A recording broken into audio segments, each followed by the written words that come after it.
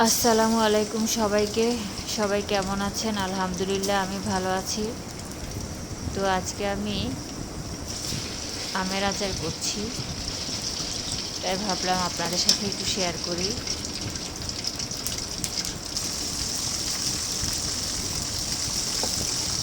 সরিষার তেলে আদা বাটা, রসুন বাটা, 5 ফোড়ন বাটা,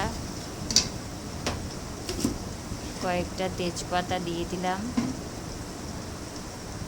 মশলাগুলো ভালো করে কষিয়ে তার মধ্যে কাঁচা আমগুলো দিয়ে দেব।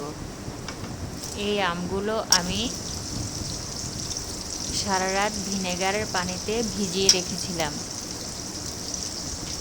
তাহলে সেক্ষেত্রে আমগুলা সহজে নষ্ট হবে না, আচারগুলো সহজে নষ্ট হবে না।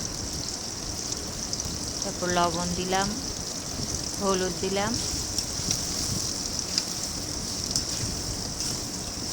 দিয়ে নেড়ে চেড়ে আমি গুড় দিয়ে দিলাম। গুড়টা দিয়ে ভালো করে নেড়ে চেড়ে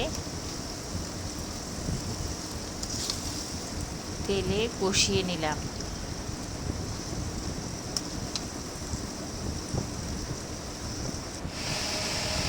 এই তো আমার আমের আচার রেডি। আসলে এখানে গোটা গরম মশলাও দেওয়া যায়, দিলে স্বাদটা আরও ভালো আসে। তো আমি এভাবেই করলাম।